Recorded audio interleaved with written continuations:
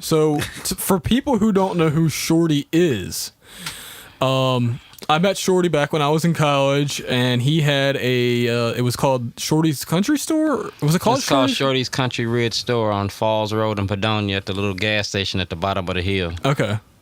And so Shorty, we were doing a movie not too far from the country store, and one of the guys, went and got all the, different meat products, whatever it was, pork and chicken or whatever. I can't remember exactly what it was. You went to feed the film crew. Yeah, so exactly. So he went to get all the food, and we had never heard of this place, obviously, because it's not like your McDonald's or Burger King, It's this, like, actually, I kind of thought it was just a general store, which I guess it is. And so I'm like, damn, this food tastes great, man. And unfortunately, I was hoping to have it again today, and you sold out, which is great. Sold out. But anyway, fast forward to like 2011. Somebody was like, dude, somebody put a toilet in front of the Towson courthouse, and so I was like, okay, well, that's kind of interesting. I'm like, wait a minute, it wasn't a bomb; it was just a toilet, like.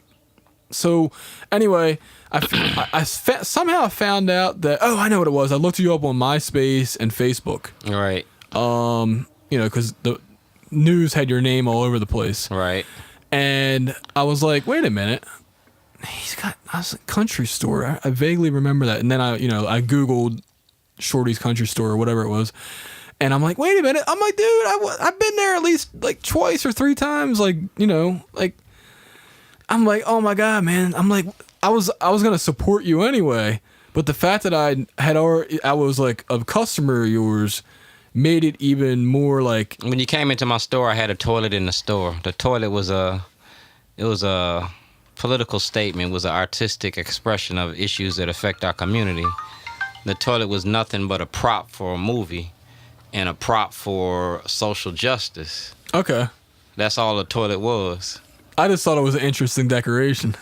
It was. I mean, it go Jesus had a cross, Martin had a dream, Malcolm got a gun, Shorty got a toilet, but we all had our shit to deal with.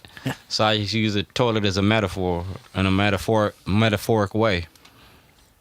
Yeah, so I actually, this was, I think, the second time Shorty had issues in the last like maybe a 3 or 4 year period over political stuff.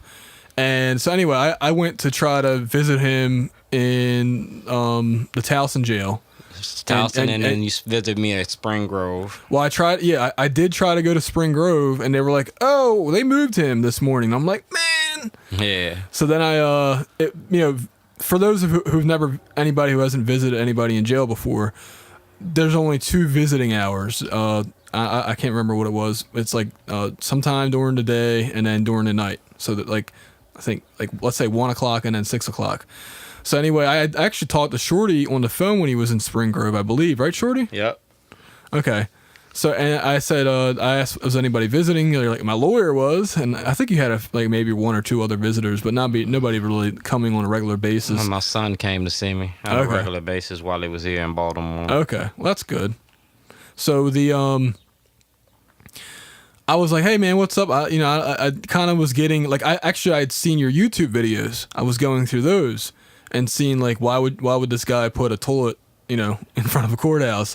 And I was watching your videos about you had I remember the one, I think it was like a bubble blower, like a guy bent over. Oh yeah, that was a picture of it was a picture of Ronald Reagan blowing bubbles out his ass. Okay. And I put it on the toilet and I used it for Governor O'Malley.